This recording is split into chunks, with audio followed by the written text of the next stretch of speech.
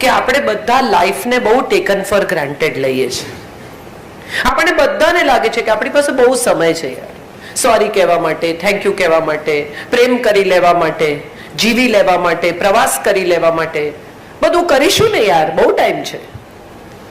સત્ય એ છે કે કોઈની પાસે ટાઈમ નથી. મોટા ભાગના લોકોને તમે મળો, બહુ પૈસા કમાતા હોય, દત્તાણી સાહેબે કહ્યું એવું કે ખાવાનો ટાઈમ નથી, ત્યારે મને હંમેશા એમ થાય કે ખાવાનો ટાઈમ નથી તો શું કામ આટલી મહેનત કરો છો? ખાવું તો છે નહીં, તો આટલી બધી મજૂરી કરવાનો કોઈ મતલબ જ નથી. 2 રોટલી તો કોઈ બી ખવડાવશે યાર. તમને ટાઈમ જ નથી તો શેને માટે આ આખી પ્રવૃત્તિ છે? મારે જે વાત કરવી છે ને એ કરવી છે કે જીવવા માટે એમણે કહ્યું કે જીવન જીવવાની જડીબુટ્ટી, એવો મારે તમને સબ્જેક્ટ આપવો છે. જડીબુટ્ટી એક જ છે, ઘડિયાળ ભલે કાંડે બાંધો, ઘડિયાળ ગળે નહીં બાંધો. આપણે બધા ઘડિયાળને એકચ્યુઅલી ગળે બાંધીએ છીએ. આપણને લાગે છે કે આપણે બધા સમય સાથે હરીફાઈમાં છીએ, સમયથી આગળ નીકળી જવું છે બધાને. હું પણ કદાચ એવું કરતી હોઈશ. આવા ઝટકા આવે ત્યારે મને રિયલાઇઝ થાય, થોડા દિવસ મને પણ એમ લાગે કે અરે લાઈફ ફ્યુટાઇલ છે, કરવા જેવું કંઈ છે નહીં, આ બધું દોડી દોડીને કુલડીમાં નાખવાનું, જિંદગીમાં શું કરવાનું. વળી પાછા અઠવાડિયા 10 દિવસમાં આપણે નોર્મલ થઈ જઈએ, જીવતા થઈ જઈએ, ફરી એક સ્થિતિમાં મુકાઈ જઈએ. સવાલ એ છે કે આપણે બધા જ જ્યાં ઊભા છીએ ત્યાંથી સમયના જે ખંડને આપણે જોઈ રહ્યા છીએ એ સૌથી મોટા પરિવર્તનનો કાળ છે. મારા પેરેન્ટ્સ અથવા જે લોકો 40-45 ના છે એમના પેરેન્ટ્સ પાસે કોઈ આવી બધી બહુ લાઈફની જફા નહોતી.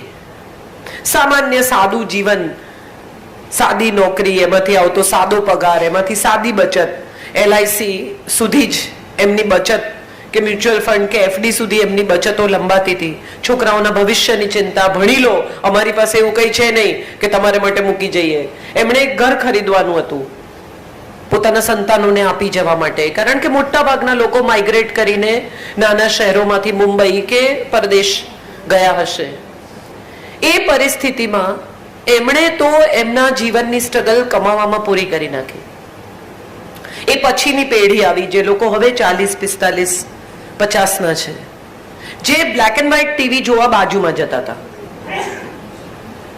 દૂરદર્શન પર ગુરુવારે છાયા ગીત અને રવિવારે ફિલ્મ, અને બાજુમાં બ્લેક એન્ડ વ્હાઇટ ટીવી જોવા જવાનું. એ લોકોનો મૂડ હોય તો તમને જોવા દે, નહીં તો કે અમારા મહેમાન છે આજે નહીં, ઇન્ટરવલમાં કાઢી મૂકે તમને.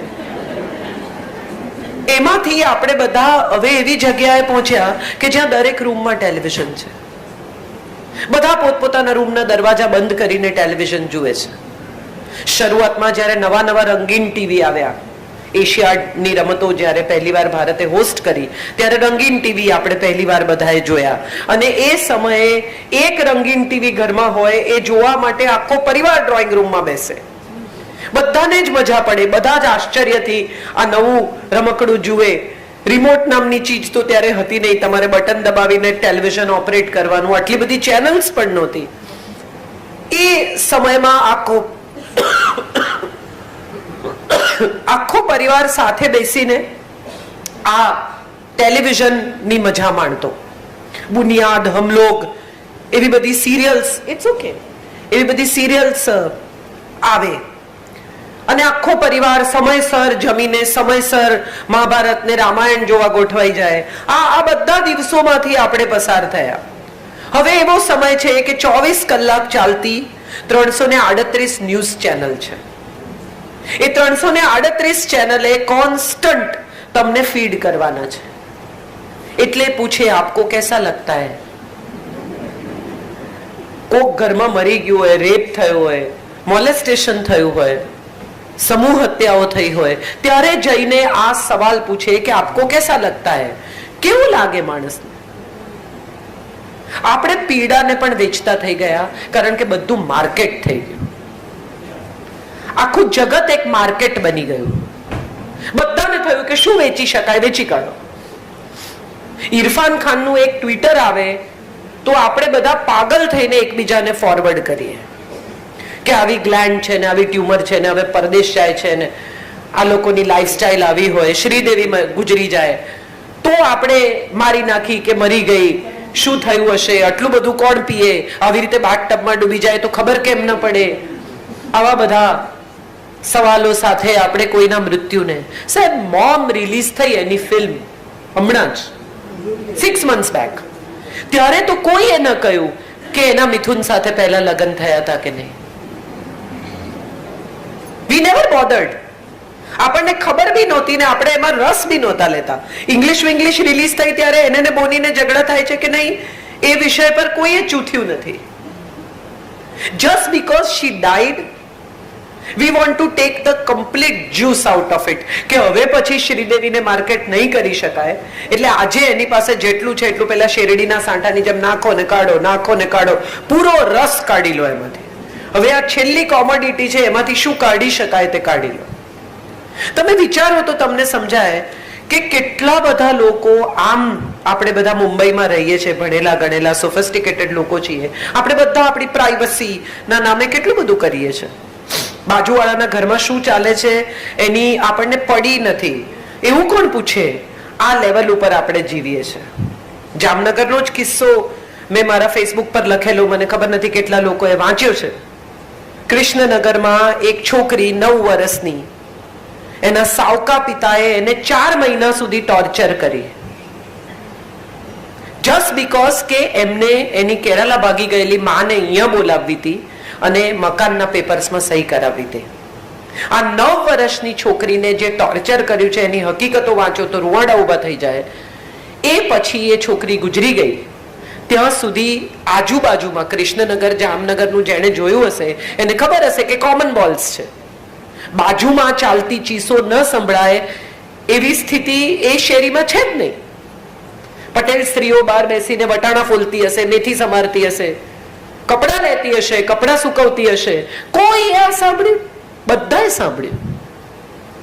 પણ આપણે એવી રીતે ટેવાઈ ગયા છીએ કે શ્રીદેવી મરી ગઈ તો શું થયું એની આપણને ચર્ચા કરવી છે, પણ બાજુના ઘરમાં ચીસો પાડતી છોકરી વિશે આપણને કોઈ ચિંતા થતી પણ નથી ને આપણે કરવી પણ નથી. કેમ? કારણ કે આપણી છોકરી નથી. સાંજ પડે આપણી દીકરી ઘરે આવી જાય છે ને, વેરી ગુડ, આપણો દરવાજો બંધ થયો કે આપણે safe. We are all becoming so self-centered about life. Think about it. Just વિચારી જુઓ તો તમને સમજાય કે આપણે કેટલા સેલ્ફ સેન્ટર્ડ થઈ ગયા. મારું સુખ એની આગળ કશું જ નહીં, મારી સલામતી એની આગળ કશું જ નહીં, મારી શાંતિ એની આગળ કશું જ નહીં. બાકીના લોકોનું જે થવાનું એ થાય. આ આપણી પ્રાઇવસી છે, આ આપણી પ્રાઇવસીનું સેક્ટર છે. અને આ પ્રાઇવસીના સેક્ટરની બિલકુલ બીજી તરફ સિક્કાની બીજી બાજુ એ છે કે તમે શું ખાધું એ પણ તમે ફેસબુક પર અપલોડ કરો છો. કઈ પ્રાઇવસી? તમે ક્યાં ગયા, તમે શું કર્યું, સ્ટેટસ. હવે તો નાના યંગ છોકરાઓ તો એનું ઇમોશનલ સ્ટેટસ પણ અપલોડ કરે. Not feeling good. મા બાપને ખબર ન હોય, મિત્રોને ખબર હોય, સ્ટેટસ અપલોડ કરી દીધું. ઇન રિલેશનશિપ, બ્રેકઅપ, ડન, ડમ્પ્ડ, આવા સ્ટેટસ પણ અપલોડ થાય છે. સવાલ એ છે કે આ બદલાતી 3 પેઢીઓ, એક પેઢી જેની પાસે પ્રસન્ન દાંપત્ય હતું, કમ્યુનિકેશન હતું. મને હજી યાદ છે કે મારા દાદાજી ચાલવા જાય સાંજે 4:30 આજુબાજુ. અમે મુંબઈમાં જ રહેતા હતા, અંધેરીમાં. એ ચાલીને આવે 5:45 આજુબાજુ. મારા દાદી ઘડિયાળ જોઈને ચા મૂકે. એ ચા થઈ જાય ત્યાં સુધીમાં દાદાજી આવે. કેટલા વર્ષો સુધી મને યાદ છે કે કોઈ દિવસ ખાલી હાથે નથી આવ્યા. કોઈ દિવસ ગજરો લાવે, કોઈ દિવસ કેળું લાવે, કોઈ દિવસ સમોસા લાવે, કોઈ દિવસ પુસ્તક લઈ આવે, કોઈ દિવસ છાપું લઈ આવે, કોઈ દિવસ કોઈ મેગેઝિન લઈ આવે, પણ he would get something home. બંને જણા હિંચકા પર બેસે, ચા પીએ, વાતો કરે. એ શું વાતો કરતા હતા એ મને હજી સુધી નથી ખબર, પણ મને એવું ચોક્કસ યાદ છે કે ઘરની બધી વિગતો સાંજના છેડે દાદાજી પાસે હોય અને બહારની, સગાવાલાની, શહેરની નાની મોટી વાતો બધી સાંજના છેડે દાદીને ખબર હોય. આ કમ્યુનિકેશન હતું, આ સંવાદ હતો, માટે વિવાદ નહોતો.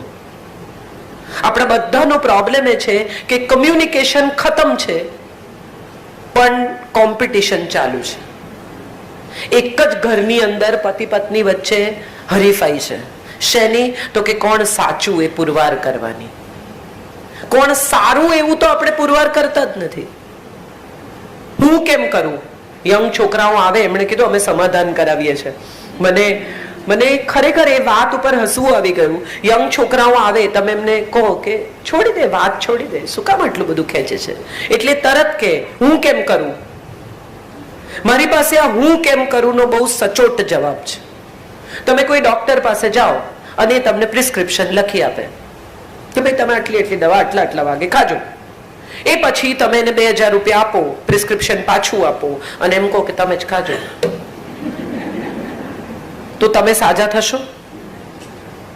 દવા લઈ આવો ચલો અને પછી ટેબલ પર મૂકી રાખો તો તમે સાજા થશો? શું કરવું પડશે?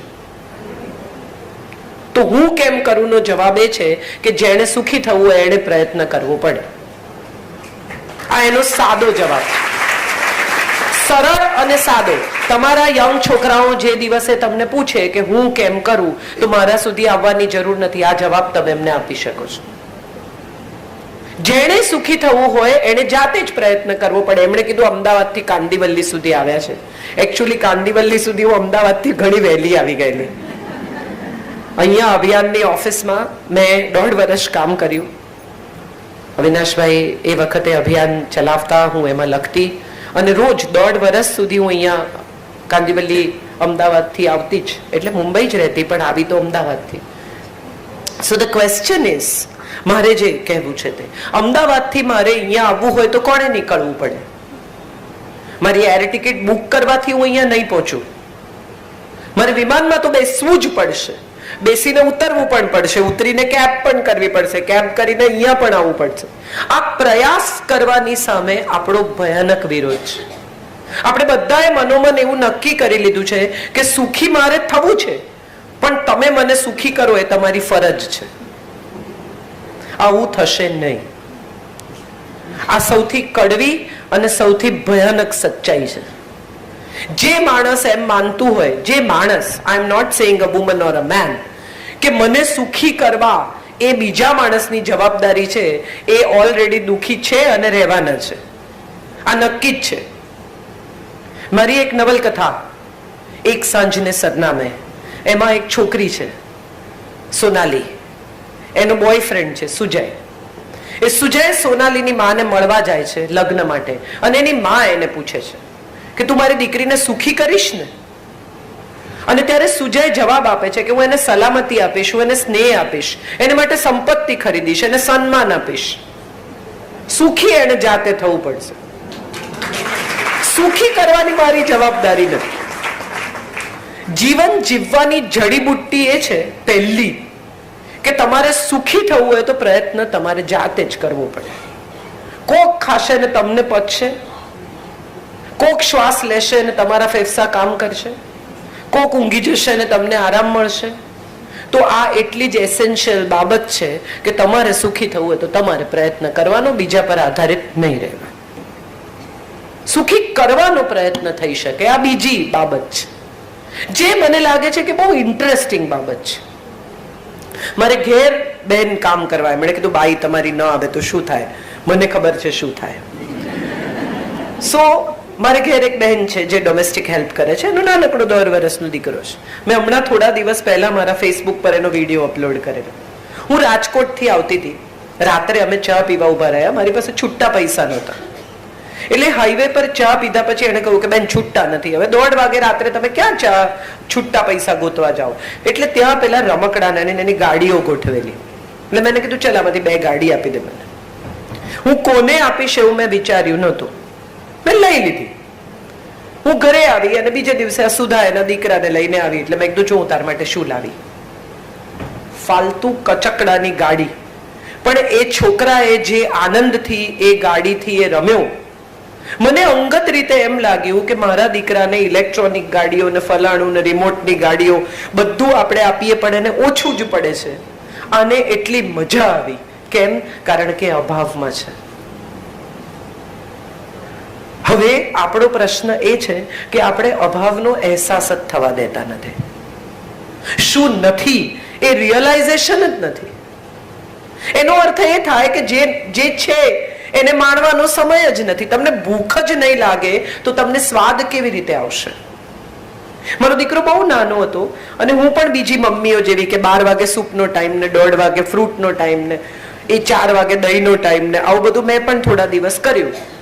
ખાય નહીં, પછી તો ખાવાનું જુએ, મારા હાથમાં વાડકી જુએ એટલે ભાગે ચાલતો થયો. એટલે પછી મારા સસરા વૈદ, એટલે એક દિવસ મેં કમ્પ્લેન કરી. મેં કીધું પપ્પાજી આને તો ભૂખ જ નથી લાગતી. એટલે કે હું કહું એમ કરીશ એક જ દિવસ 12 કલાક. મેં કીધું હા. બહુ શ્રદ્ધા મને એમના પર, એમના વૈદક પર, જ્ઞાન પર. એટલે સવારે એને ઉઠીને 8, 8:30 જે દૂધ પીધું ગ્લાસ ભરીને, એની સાથે કંઈક 2 બિસ્કિટ ખાધા કે whatever he ate was done. And then my father in law said don't give him anything, wait. 10:30, 11, 12, 12:30 મને એમ થાય અરે બાપરે આ તો માંગતો જ નથી, પપ્પાજી આ નહીં ખાયા તો રમ્યા કરે. હી સેડ તમે રાહ જુઓ. 1:15, 2:30 ની વચ્ચે એને મને કહ્યું મમ. ટેબલ પર બેસાડ્યો, ડાઇનિંગ ટેબલની ઉપર. થાળી આપી, દાળ ભાત. મેં હું કઈ આપવા જતી હતી, પપ્પાએ કહ્યું કઈ નહીં, દાળ ભાત શાક રોટલી. એટલે વાડકીમાં દાળ, રોટલીના ટુકડા, શાક, આટલો ભાત. એ ક્યાં જમીને ઊભો થઈ ગયો એ અમને ખબર જ નથી પડી. ન ટીવી, ન વાર્તા, ન મમ્મી ખવડાવે, ન બેટા ચાવ, આવું કઈ જ નહીં. ફટ ફટ ફટ ફટ 15 મિનિટમાં લંચ પૂરું. એ પછી આ ફોર્મ્યુલા અમને એટલી કામ લાગી કે મારો 21 વર્ષનો દીકરો અત્યારે દાળ ભાત શાક રોટલીને જ જમવાનું કે છે, પાસ્તાને નથી કહેતો. I think this is very important. ગઈકાલે જ મારે ઘરે મહેમાન જમવામાં હતા. એટલે બધા જમીને ઊભા થયા. એટલે મેં તથાગતને કહ્યું, મેં તું પ્લેટ્સ લઈ લો દીકરા, પ્લેટફોર્મ સાફ કરો અને ટેબલ સાફ કરો. એટલે અમારે ઘરે જે મહેમાન હતા એ બેન ઊભા થઈ ગયા કે એને ન કહો, તું એનું કામ છે કરશે, હું જ નથી કરતી, તમે શું કામ કરો છો? એટલે એને શાંતિથી 21 વર્ષના છોકરાએ પ્લેટફોર્મ સાફ કરી નાખ્યો, ટેબલ સાફ કરી નાખ્યું, વાસણ બધા મૂકી દીધા. એટલે મને કે આજના જમાનાના કોઈ છોકરા ન કરે. મેં કીધું કોઈ પણ જમાનાના છોકરા કરે જો તમે એને બાળપણથી ટેવ પાડી હોય તો. એ જમે છે ને એટલું કામ એને ઘરમાં કરવું જોઈએ. અને એમાં છોકરો છે કે છોકરી છે એનાથી બહુ ફરક હવેના સમયમાં નથી પડતો. કારણ કે કમાતી પત્ની આવશે તો એ મને એમ કહેશે કે વાહ તારી માએ સુપર ટ્રેન કર્યો છે.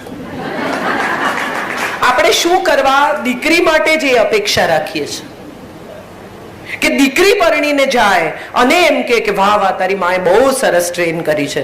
ના, હું તો ઈચ્છું કે મારી વહુ પણ કે તમે બહુ you have raised a perfect man. I will be very happy to listen to that. Why not? કેટલી બધી મમ્મીઓને મેં એવું કહેતી સાંભળી છે કે અમે તો અમારી દીકરીને દીકરાની જેમ મોટી કરી છે.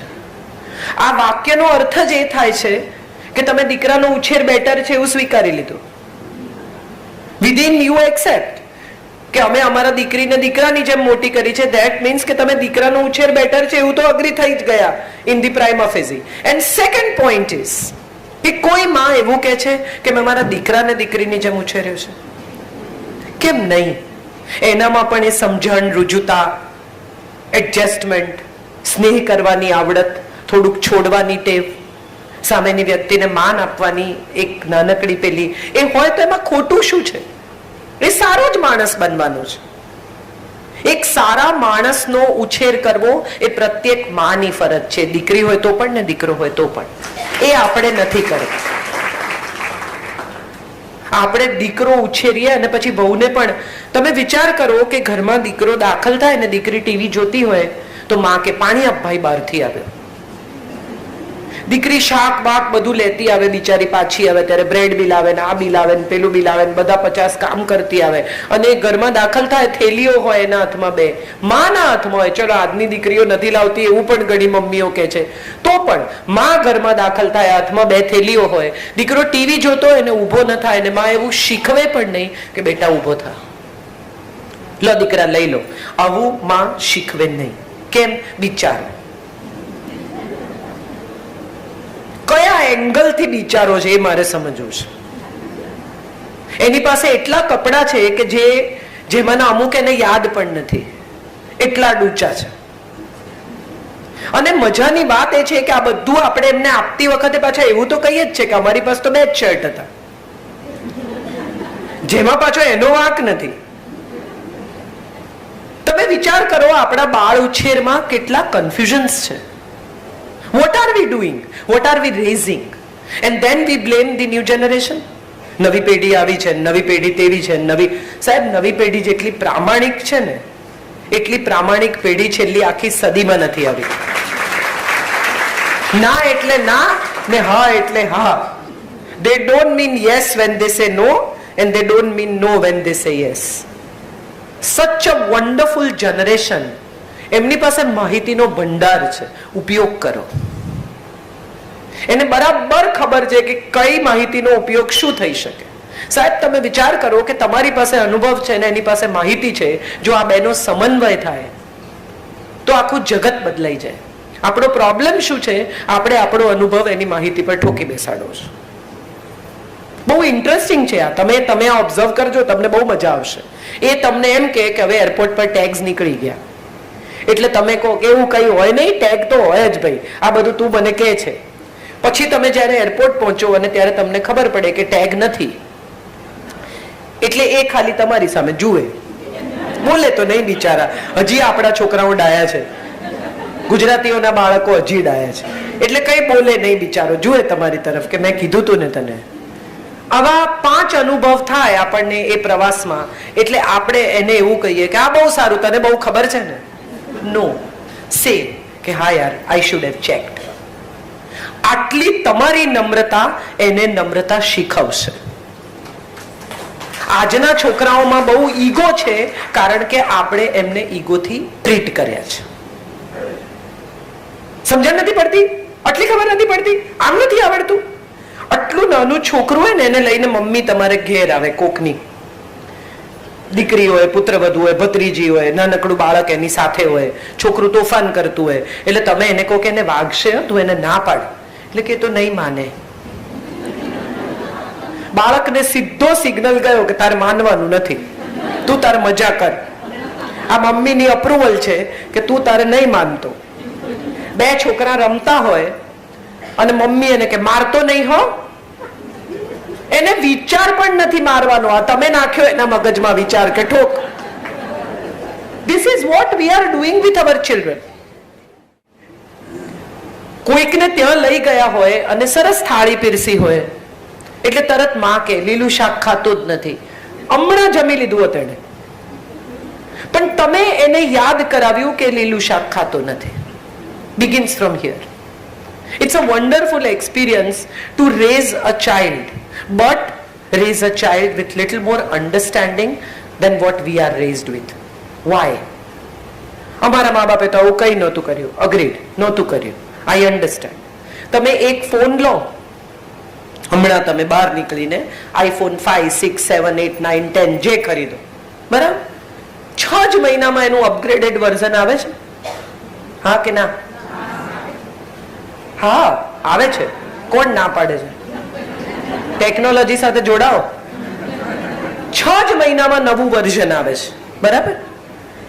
કંપની, સાદી એક યંત્ર બનાવતી કંપની જો પોતાના વર્ઝન અપગ્રેડ કરતી હોય તો ઉપરવાળો જે મોકલતા હશે એ વર્ઝન અપગ્રેડ નહીં કરતો હોય, ફીચર નહીં ઉમેરતો એનામાં. કેટલા ફીચર ઉમેરે દર વખતે. તમે જુઓ, દર નવી પેઢી નવા છોકરા, નવા વિચાર, નવા બિહેવિયર સાથે આવે છે. એક જ ઘરમાં જન્મેલા 3 કે 4 વર્ષના અંતરે 2 બાળકો જન્મ્યા હોય, એ બંને વિપરીત હોય, તદ્દન ભિન્ન એકબીજાથી. તમને એમ થાય કે અમે આવું બધું તો પહેલાના વખતે એક્સપિરિયન્સ જ નથી કર્યું.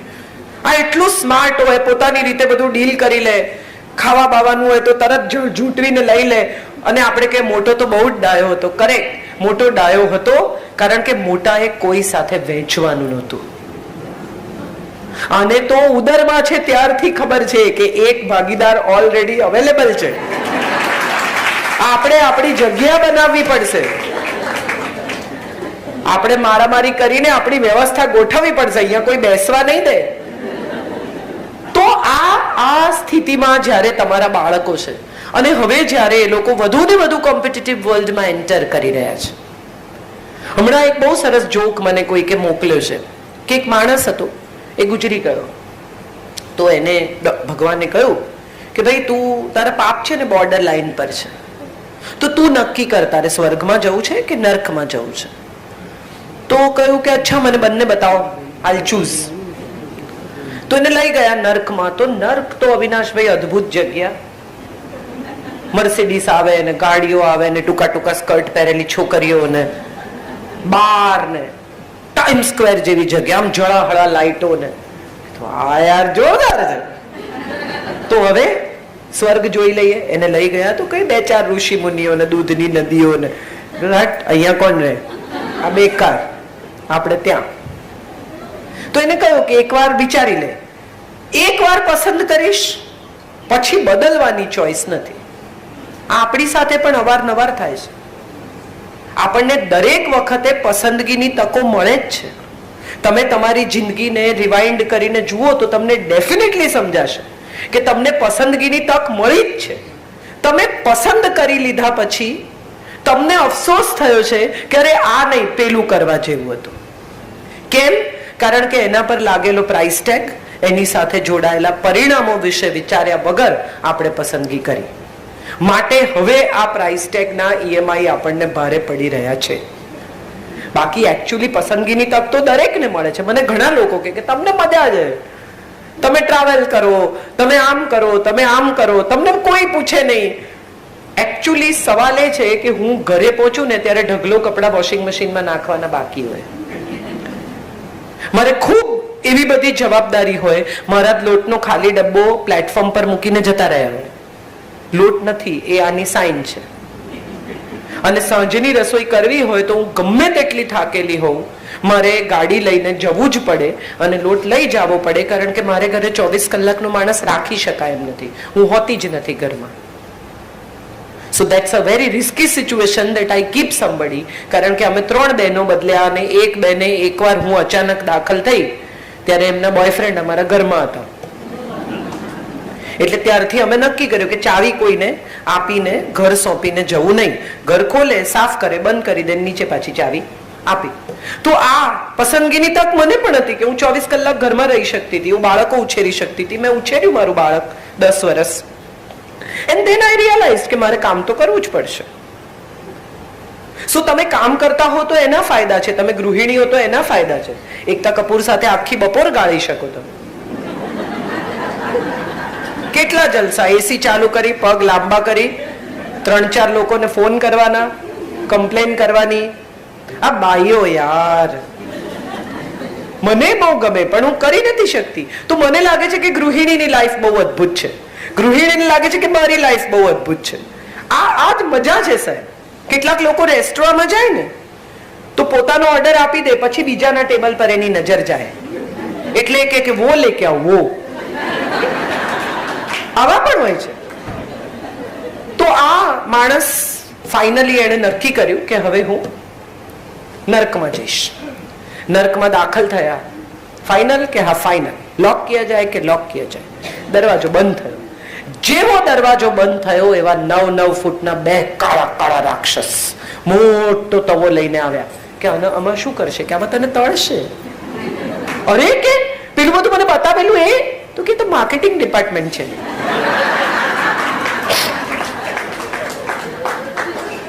આપણને બધાને સુખ માર્કેટ કરવામાં આવે છે. સુંદર હોવામાં સુખ છે, પાતળા હોવામાં સુખ છે, લીસી ચામડીમાં સુખ છે, વાળ કાળા હોવામાં સુખ છે. પતિ પૂછે કે ઇતના નિખાર કેસે રહેતા હે. મારે આ બધા આટલા બેઠા છે એને ઉપર જે લોકો સાંભળે છે બધાને પૂછવું છે, કોઈ દિવસ તમારા પતિ આવું પૂછ્યું છે? ગમે તેટલો નિખાર હોય તો એ પૂછ્યું છે? ઉલટાની મજાની વાત એ છે કે તમે પાર્ટીમાં જવા તૈયાર થયા હો અને તમે પૂછો કે હું કેવી લાગુ છું, કે સારી લાગે છે. એટલે તમે કહો કે હું જાડી થઈ ગઈ છું, એટલે કે ના રે ના. હવે એક ટ્રેપ નો સવાલ આવે છે. દરેક પત્ની પૂછે, મેં પણ પૂછ્યું છે, સાચું કોને? આ ટ્રેપ છે. મારે બધા ભાઈઓને કહેવું છે કે આ ટ્રેપમાં આવતા નહીં. એ કહે છે કે સાચું કહો પણ સાચું કહેતા નહીં. કેમ કે જેવા તમે કહેશો કે તું પરણીને આવી એના કરતા તારું 10 કિલો વજન વધી ગયું છે, એટલે તરત કહેશે કે તમને તો પાતળી છોકરીઓ જમે છે ને. તમે પૂછ્યું, એને કહ્યું. આપણે સત્ય માગીએ છે, પચાવી નથી શકતા. આ આપણો બહુ મોટો પ્રોબ્લેમ છે, બિગેસ્ટ ઇશ્યુ. બાળકને મમ્મી કે બધું કહેવાનું હા મને, પછી એક દિવસ 16-17 વર્ષની દીકરી કે 15-16 વર્ષનો દીકરો ઘેર આવીને કહે કે આજે મેં મિત્રો સાથે સિગરેટ પીધી. એટલે મમ્મી કે તારા બાપા પાન નથી ખાતા, કોઈ દિવસ આપણા ઘરમાં આવું કોઈને વ્યસન જ નથી, આ કોણ જાણે ક્યાંથી તને આવી ટેવ પડી, કોની સાથે પીધી? સારંગ સાથે. હવે સારંગ સાથેની દોસ્તી કટ. આટલા બધા સુધી જવાનું જ નહોતું, તમારે એને એટલું જ કહેવાનું હતું કે પીધી ને, એક્સપિરિયન્સ થઈ ગયો ને દીકરા, ડોન્ટ રિપીટ ધ એક્સપિરિયન્સ. ફરી ના પીતો, નહીં મજા આવે. તારા ફેફસા બગડશે. એને નેટ પર જઈને 4-6 કેન્સરના કેસ બતાવો, ફોટા બતાવો, એને કન્વિન્સ કરો કે આ ન કરાય, આ કર્યા જેવું નથી. એને બદલે આપણે શું કરીએ છીએ? એના સત્યને બદલે એને ભયાનક ખખડાવીએ છીએ. એ બીજી વાર તમારી સાથે સાચું નહીં બોલે, આ નક્કી. છોકરીને આપણે કહીએ તાર બધા મિત્રોને ઘરે લઈ આવવાના, પછી એનો મિત્ર આવે આમ બધા ટેટુ કરેલો, લાંબા વાળ વાળો, કે આવો આવા છોકરાઓ સાથે રખડાય નહીં. બાહ્ય દેખાવથી નક્કી કરો છો કે છોકરો કેવો છે. તમે જાણો છો એને? ઓળખો તો ખરા. આપણે બાહ્ય દેખાવથી નિર્ણય કરતા થઈ ગયા છીએ, માટે આપણા બાળકો પણ બાહ્ય દેખાવથી હા અને નાનો નિર્ણય કરતા થયા છે. આપણે એમને એ તક જ ન આપી કે ભીતર ઉતરો, માણસને ઓળખો. આપણે નથી કરતા, માટે એ નથી કરતા. પસંદગી મેળામાં માં પણ ઇન્ફ્લુઅન્સ કરે દીકરીના ચોઇસને. હેન્ડસમ છે તો દાઉદ પણ આમ હેન્ડસમ છે, કાઢી નાખ્યા જેવો નથી. છેલ્લે નથી જોયો, જૂના ફોટા જોયા છે, પણ આમ હાવ કાઢી નાખ્યા લાયક નથી. દેખાડો ચશ્મા પહેરીને, સ્માર્ટ છે. તો સવાલ એ છે કે આપણે આપણા સંતાનોને શીખવતા જ નથી કે જોવાથી થાય ને એને તો આકર્ષણ કહેવાય, જાણવાથી થાય એને પ્રેમ કહેવાય. આ ઓળખ આપવાનો આપણને સમય જ નથી. મા બાપ છોકરી માટે ઘર જોવા જાય. એક તો મને આ જોવા જવાની આખી પ્રથા સામે ભયાનક વિરોધ છે. ઘણા લોકો કે અમારી દીકરીને જોવા આવવાના છે, ત્યારે હું હંમેશા કહું કે ટિકિટ રાખજો, 10-10 રૂપિયાની ટિકિટ. છોકરીને જોવે છે ને, ઝૂમાં મૂકી હોય એમ. અને મા બાપ પણ એને વાળ સીધા કરાવી આવે, ફેશિયલ કરાવી આવે, આમ કરાવી આવે. કોઈ દી ન પહેરતી હોય છોકરી બિચારી, એને પંજાબી પહેરાવે. શું કામ? એ એમના ઘરમાં કેવી રહેવાની છે એવી જ રજૂ કરો. ન માર્કેટ કરો તમારા બાળકને. એને પણ બહુ ખરાબ લાગે છે આ આખી માર્કેટિંગની પ્રથા. માણસો આવે, એને જુએ, ખરીદે ન ખરીદે, ભાવતાઓ કરે. શું કરીએ છીએ આપણે આપણા સંતાનો સાથે, અને શું શીખવી રહ્યા છીએ આપણા દીકરાને? હવે છોકરાઓ બહાર કેફેમાં મળવા જાય, નવા છોકરાઓ એ પણ શીખ્યા છે કે ભાઈ અમે ફેમિલી નહીં, અમે બહાર મળીશું. Very good. બહાર મળવાના હોય તો પણ તમારી દીકરીને કહો કે રોજ જેવી કોલેજ જાય છે ને એવી જા. તને એવી પસંદ કરે ને તો જ સાચો, કારણ કે રોજ એવી જ જોવાનું છે. એકતા કપૂરની પિક્ચરની જેમ આમ જરીવાળી સાડી પહેરીને નહીં ઉઠે તો ઊંઘમાંથી. તમે વિચાર કરો, આ અભિષેક કે આ અજય દેવગન, બધા બિચારા પરણ્યા. હવે જે કાજોલ કે જે ઐશ્વર્યાને આપણે જોઈએ છે એ તો કેવી, એના પર મનીષ મલ્હોત્રાએ કામ કર્યું છે, એના પર મિકી કોન્ટ્રાક્ટરે કામ કર્યું છે, એનો મેકઅપ કોકે કર્યો છે, એના વાળ કોકે કર્યા છે ને અદભુત. આમ તમારી સામે આવીને ઉભી રહે તો રૂપરૂપના ને એટલું ઓછું એમ ફોટોશોપ થાય, એ પછી તમને રજૂ કરવામાં આવે. અભિષેકે કે અજય દેવગને તો સવારે એને ઉલ્લી ઉતારતી જોવાની છે, કરીને ઉલ્લી ઉતારતી હોય કે આમ બ્રશ કરતી, કેવી લાગે તમે વિચારો. એને તો એવીને જ પ્રેમ કરવાનો છે. અને જો એવી સ્ત્રીને પ્રેમ કરી શકો તો માનવું કે આ પ્રેમ છે, બાકીનું આકર્ષણ છે. આકર્ષણ ફિઝલ આઉટ થઈ જ જાય છે આપણે કંઈ પણ કરીએ. કેવા દેખાવ છો એ જોઈને જો કોઈએ સંબંધ બાંધ્યો હશે તો એ સંબંધ તૂટી જવાનો એ નક્કી.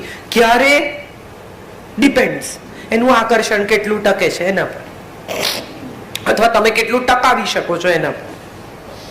મજાની વાત એ છે કે જીવન જીવવા માટે બહુ જ ઓછી ચીજોની જરૂર છે. આપણો પ્રોબ્લેમ એ છે કે આપણે જીવનને સંકુલ કરી નાખ્યું. આના વગર તો મને ચાલે જ નહીં, એસી વગર ન ચાલે. અહીંથી દાખલા તરીકે હું હમણાં જ એક કાર્યક્રમમાંથી હું નીકળતી હતી, મારે કોઈકને ત્યાં જવું હતું, તો મેં કીધું ઓટોમાં જતી રહીશ. એટલે એ જે ઓર્ગેનાઇઝર હતા એ ભાઈએ મને કહ્યું, ઓટોમાં જશું તમે? કેમ? ઓટો વાળો મને વગાડી જશે, નહીં ઉતારે મારે જ્યાં જવું છે ત્યાં. કેમ ન જઈ શકાય ઓટોમાં?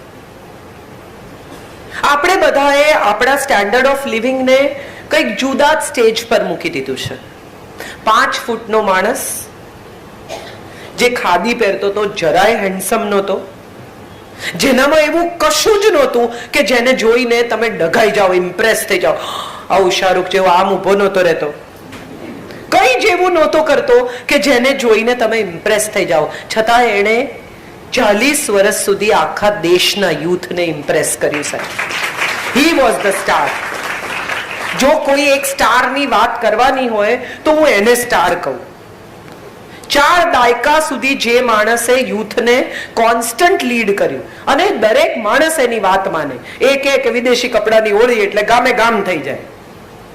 એક આમ આ સ્ટાર એન્ડોર્સમેન્ટ જે કરે છે કે આમ પાવડર વાપરો ને આમ તેલ પીઓ ને આમ કરો, એ જે કંઈ કે છે તે જ મહાત્મા ગાંધીએ કહ્યું, પણ એણે દેશના શ્રેય માટે કહ્યું. શ્રેય અને પ્રેયની વચ્ચે શું ફરક છે એવું આપણે આપણા સંતાનને શીખવતા ભૂલી ગયા, અને આપણે જાણતા પણ નથી. જે પ્રિય છે તે બધું જ સારું છે એવું માનવાનું કોઈ કારણ નથી. આપણે બધા દ્વારકાની આસપાસની જમીનના લોકો હોઈએ તો કૃષ્ણનો દાખલો બહુ મોટો છે આપણી નજર સામે. તમે વિચારી જુઓ કે અહીંયા 100 મુગટ મૂક્યા હોય, 100 લોકોએ આવીને મહાજને મુગટ મૂક્યા પોતપોતાના. તમે કઈ રીતે કોના મુગટ કોનાથી છૂટા પાડો? હીરા માણેક દરેક પાસે છે. આને રસ્તા પરથી એક મોર પીછું ઉંચક્યું ને મૂકી દીધું, અને 5000 મુગટમાંથી પણ છૂટા પડે. આ સ્ટાઇલ આઇકોન છે. સ્ટાઇલ કોને કહેવાય? અને સ્ટાઇલ કહેવાય. તમારી પાસે કશું યુનિક હોય એવું કે જે બીજા પાસે નથી, એનું નામ સ્ટાઇલ છે. તમે મને શું કામ સાંભળવા આવો છો? જોવા તો કોઈ આવતું નથી. હું અહીંયા કઈ મુજરા કરતી નથી, ગજરા વેચતી નથી. કેમ સાંભળવી હોય છે મને? કારણ કે હું તમને એ કહું છું જેની તમને બધાને ઓલરેડી ખબર જ છે. હું એક પણ એવી વાત નથી કહેતી તમને કે જે તમે પહેલા નથી સાંભળી. સવાલ એ છે કે તમને જે ખબર છે એ હું યાદ કરાવી આપું છું, માટે તમને મજા આવે છે. કેટલી બધી સ્ત્રીઓ ફ્રીજ પાસે જઈને પછી ઊભી રહે, હું ઊભી રહું છું કે હું શું લેવા આવી હતી. ખરેખર આપણા બધાની સ્થિતિ એવી છે. આપણને બધાને એમ થાય છે કે આપણે શું કરવા આવ્યા. ઉપનિષદો કે છે કેમ આવ્યા, શું કરશો, કેટલું રહેશો, ક્યારે જવાના. આ સવાલોના જવાબો આપણી પાસે છે જ નહીં, ને આપણે શોધવાનો પણ પ્રયત્ન નથી કરતા. વિઝામાં જવાબ આપી આવીએ છીએ, કેટલું રહેશો ને ક્યાં જવાના ને કોને મળવાના ને કેમ જવાના ને. એકચ્યુઅલી આવડી મોટી પૃથ્વી પર આપણને આવવાનો વિઝા મળ્યો છે, એનો જવાબ આપણી પાસે નથી.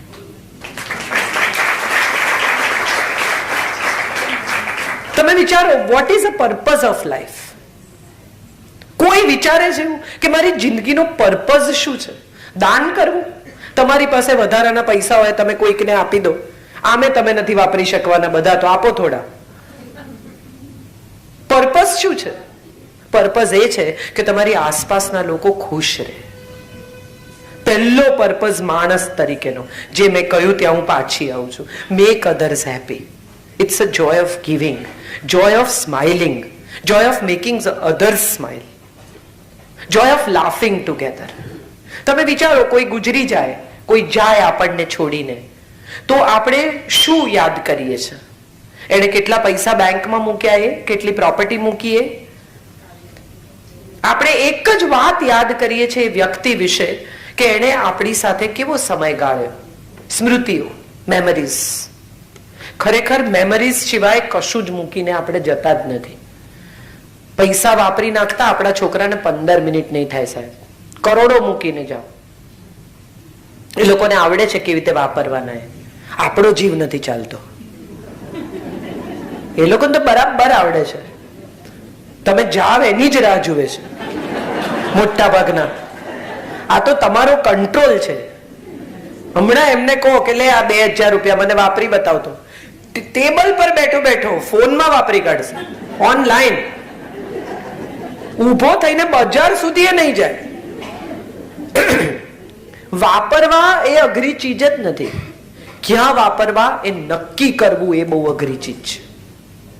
હમણાં જ મેં એક દિવસ કહ્યું હતું કે દાન છે ને એ પણ સમજીને કરવું.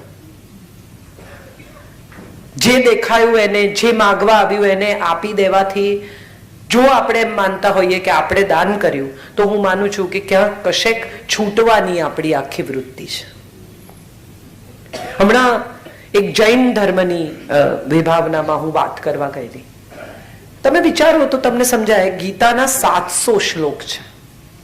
એમાં એક પણ શ્લોકમાં હિન્દુ, સનાતન આવો કોઈ શબ્દ વાપરવામાં આવ્યો નથી. એને સ્વધર્મ કહ્યું.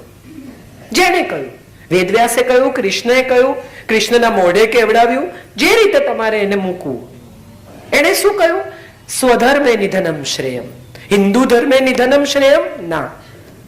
એવી જ રીતે તમે જૈન જો નવકાર મંત્ર જે જાણતું હોય એને ખબર છે, નમો અરિહંતાણમ, નમો સિદ્ધાણમ, નમો આયર્યાણમ, નમો જૈન અરિહંતાણમ. કોઈ પણ અરિહંતને નમન છે, કોઈ પણ સિદ્ધને નમન છે. સર્વ લોકે સર્વ સાહુણમ. આખા લોકમાં બધા સાધુઓને નમન છે. ઇસ્લામે કહ્યું. કેટલા બધા તમે કોઈ પણ ધર્મ ઉઠાવીને જુઓ તો એમાં લખ્યું છે કે તમે બીજાને ખુશ કરી શકો એ સૌથી સારો ધર્મ. તો જીવન જીવવાની જડીબુટ્ટી એવું જ્યારે કોઈ પૂછે ત્યારે મને એમ થાય કે તમારે લીધે કોઈ સ્માઇલ કરે છે, કોકને મજા આવે છે. એ એમ કે છે કે 10:30 વાગે હું કાજલબેનને રોજ સાંભળું છું. હું એ બોલતા હતા ત્યારે મને હસવું એ આવ્યું કે એમને ઊંઘ ના આવે ત્યારે મને સાંભળે છે, એટલે હું હાલરડાની અસર કરું છું ધીરે ધીરે. એટલે આ હવે તમે પણ બધા સમજો કે ઊંઘની ગોળી નહીં લેતા. એ નુકસાન કરશે. ઇવેન્ચ્યુઅલી એની ટેવ પડશે. હું તો કોઈ સાઈડ ઇફેક્ટ વગરની મેડિસિન છું. પેરેલલ શાસ્ત્ર છું આખું. એટલે પ્રયત્ન કરી જોજો. ધીરે ધીરે હાલરડાની અસર થાય, ઊંઘ આવી જાય તો ગોળી નહીં લેવી પડે. બોડીને ઓછું નુકસાન થશે, માઇન્ડને થાય બી ખરું. કદાચ સવારે ઉઠીને તમે એમ કહો કે ચલો આજે હું બ્રેકફાસ્ટ બનાવું, તો પત્નીને આઘાત લાગે કે થયું શું એમ. એક બેન સાયકેટ્રિસ્ટ પાસે ગયા અને એને કહ્યું કે મારે છૂટાછેડા, મારે નથી રહેવું, આ માણસ સાથે રહેવું જ નથી. એટલે કે પણ થયું શું? તો કે ઘરમાં કોઈ જાતનું કામ કરાવે નહીં, હાથ અડાડે નહીં, કોઈ આ બધું મારે જ કરવાનું. I can not live with him. પછી બેનને બહાર બેસાડ્યા, ભાઈને અંદર બોલાવ્યા અને સાયકેટ્રિસ્ટે કહ્યું કે થોડી મદદ કરો યાર, તમને પ્રોબ્લેમ શું છે? આવી સાવ ફાલતુ વાતમાં છૂટાછેડા થઈ જશે તમારા. એટલે ભાઈ ઘરે ગયા, એમણે ખૂબ મનોમંથન કર્યું. બીજા દિવસે 4 વાગે ઘરે આવી ગયા ઓફિસથી. વાસણ ઘસી નાખ્યા, ઝાડુ પોતા કરી નાખ્યા, ઘર ચકાચક, પોતાનું કબાટ ગોઠવી દીધું. 3-4 કલાકમાં તો એમણે 30-40 દિવસની બધી ફરિયાદો મિટાવી દીધી. એટલે પત્ની આવ્યા ઓફિસથી ને એને જોયું ને એકદમ રડવા માંડ્યા અને ભેટી પડ્યા હસબન્ડને. એટલે હસબન્ડને કહ્યું કે શું થયું? તો કે તમારે આટલું સિરિયસલી લેવાની જરૂર નહોતી, એમ કે છૂટાછેડા પછી તમે કેવી રીતે રહેશો એની પ્રેક્ટિસ બી કરવા માંડ્યા. આ જગત છે સાહેબ. તમે જે નથી વિચાર્યું એ બીજા વિચારે છે. Don't go by others. Think what you want to think. Believe in what you believe. Do what you feel like doing. કોને કેવું લાગશે એવું વિચારીને કોઈના બેસણામાં નહીં જતા. કોઈના ગુજરી ગયાનો સાચે જ અફસોસ છે. તમને એમ થાય છે કે એ ગુજરી ગયેલી વ્યક્તિના દુઃખમાં કે એના પરિવારની દુઃખમાં મારે જઈને ઊભા રહેવું છે, તો જરૂર જાઓ.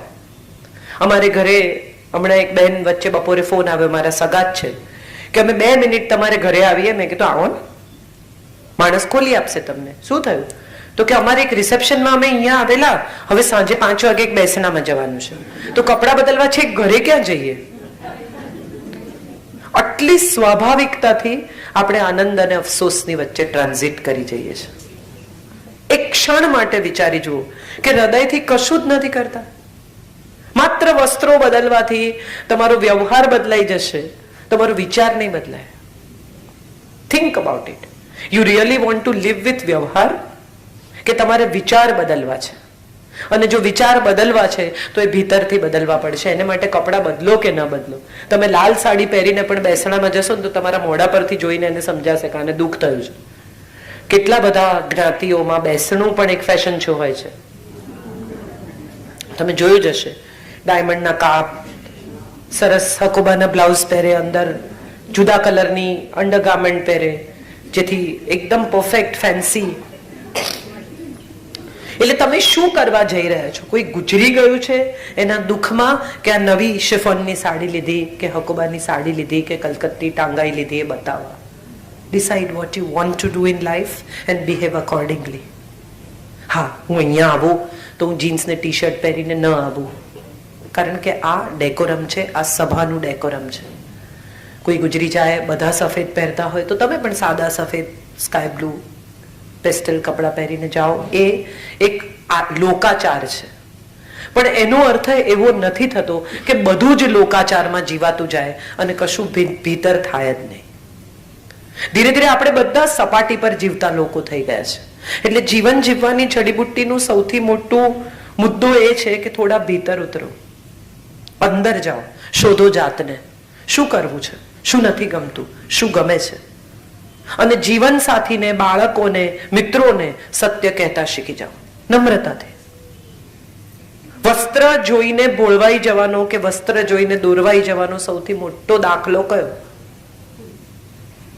રામાયણ.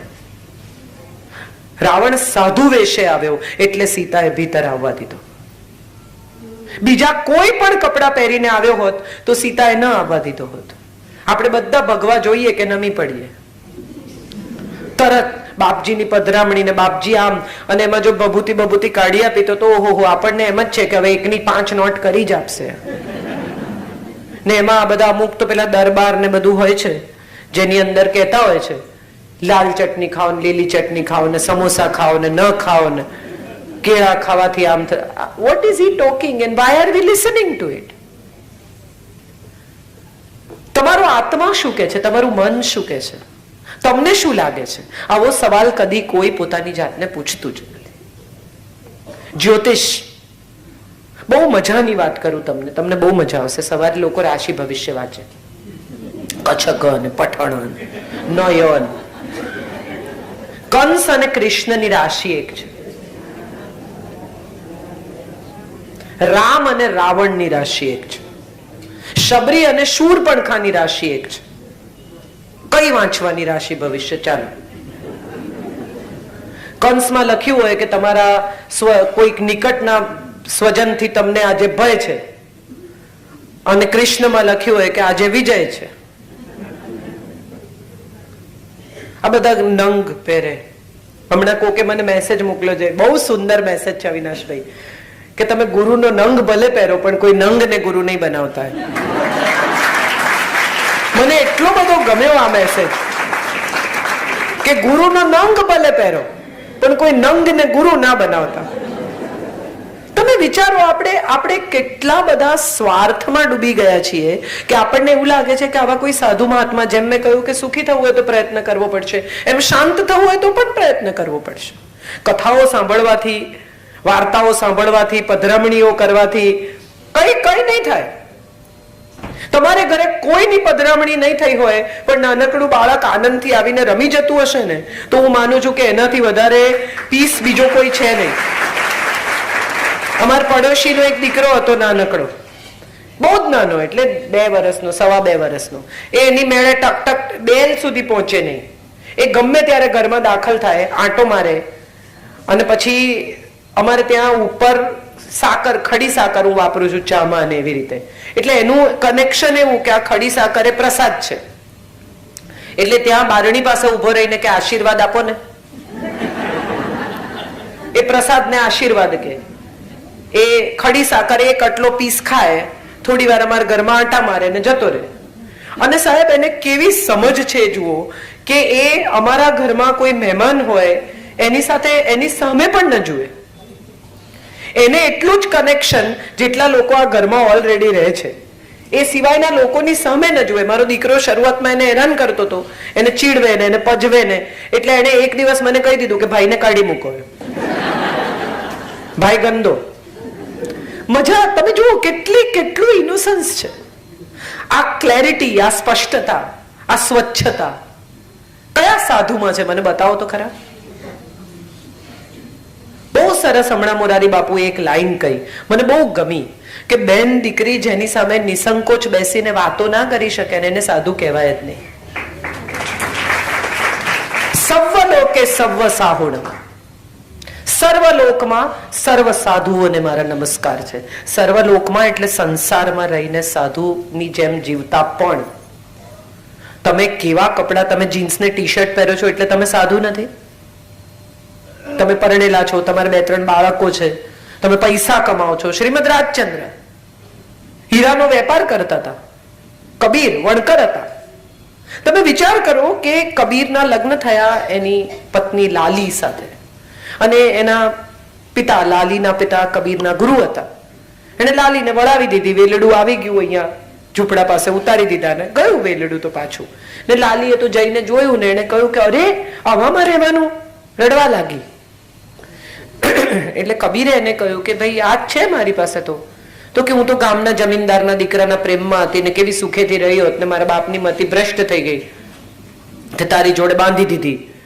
ઘણા માજીઓ 75 વર્ષની ઉંમરે પણ એમ કે મને તો બહુ જ માગા આવતા હતા. એ માગા મોકલનારામાંના 60% પહોંચી ગયા હોય તોય પણ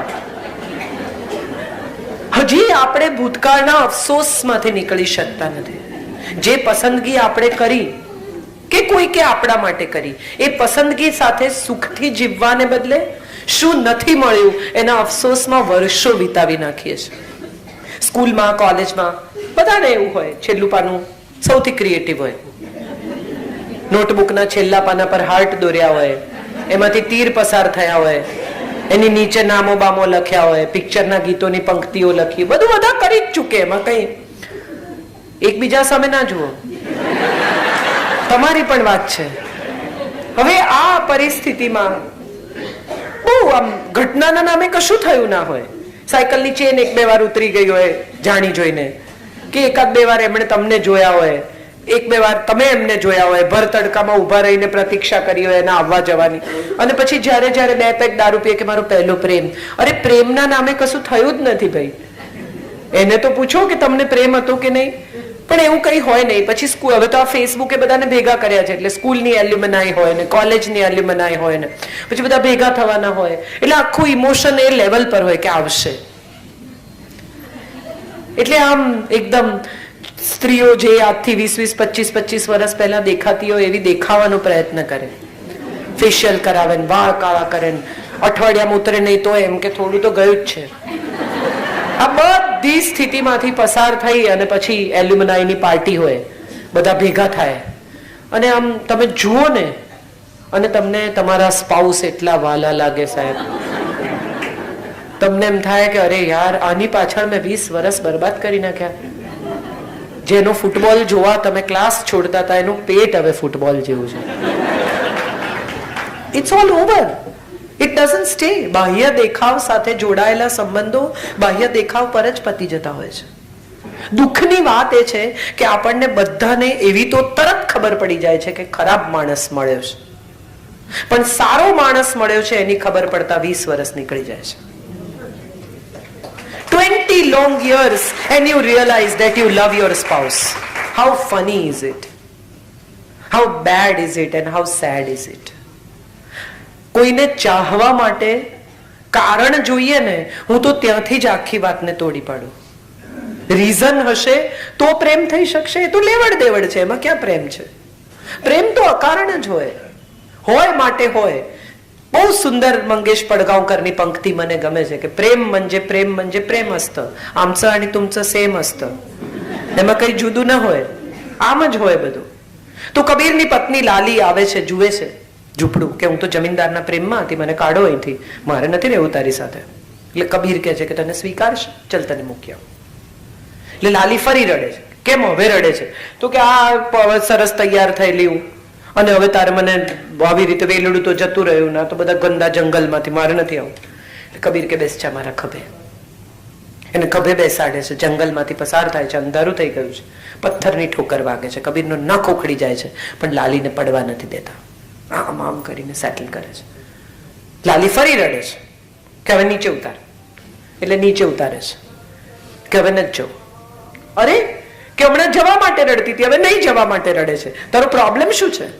અને ત્યારે લાલી કે છે કે જે કોઈકને સોંપવા માટે મને આટલા સ્નેહથી આટલી સાચવીને લઈ જાય છે, જો હું એની સાથે જીવનભર રહું તો મને કેવી રીતે રાખે? આપણે આટલા ભીતર ઉતરતા જ નથી. બે સાધુઓ નદીના કિનારે ઉભા હતા. નદીમાં પૂર હતું. એક સુંદર સ્ત્રી તૈયાર થઈને આવી, ખૂબ બ્યુટીફુલ, ઉભી રહી સાધુની બાજુમાં. નદીમાં પાણી ચડ્યું છે. પેલી બાઈ જોયા કરે છે પાણી તરફ. જુવાન સાધુ રડે છે. એટલે જુવાન સાધુ કહે છે કે તું રડે છે કેમ? તો કે સામે નહીં જાઉં તો મારો ગ્રાહક જતો રહેશે, હું તો સેક્સ વર્કર છું, અને જો આજનો ગ્રાહક ગયો તો મારા છોકરાને શું ખવડાવીશ? એટલે જુવાન સાધુ કહે છે કે એક કામ કર, બેસી જા મારા ખભે, હું તને લઈ જાઉં સામેની તરફ, અમે તો જવાના જ છીએ. જુવાન સાધુ એને સામે લઈ જઈને ઉતારી દે છે. હવે નદી કિનારાથી મઠ સુધીના રસ્તે પેલા વૃદ્ધ સાધુ એને કયા કરે વારંવાર કે કેવા એના સાથળ તારા ગાલને અડતા હતા, કેવા એના પગ તારી છાતીને અડતા હતા, કેવી એ તારા આમ માથું પકડીને બેઠી હતી ને, આમ હતું ને, ફલાણું હતું ને, એની પાની કેવી ગોરી હતી ને, એનો વાન કેવો આવો હતો ને, તને આવું તો ભ્રષ્ટ કર્યો ધર્મ ને, તું આવો છે ને, તું તેવો છે ને, કામી છે ને. પેલો કઈ જ બોલે નહીં. બંને જણા મઠમાં પહોંચ્યા. મઠાધીશને કહ્યું કે આવી રીતે એક સ્ત્રીને બેસાડીને લઈ આવે ખભે, બોલો. એટલે મઠાધીશે યુવાન સાધુને પૂછ્યું કે તારે કઈ કહેવું છે આજે તારા પર આક્ષેપ મૂકે છે એ બાબતે? એટલે યુવાન સાધુએ કહ્યું કે મેં તો નદી કિનારે જ ઉતારી દીધી, આણે હજી બેસાડી રાખી છે. વાર્તા આટલી જ આપણા બધાની.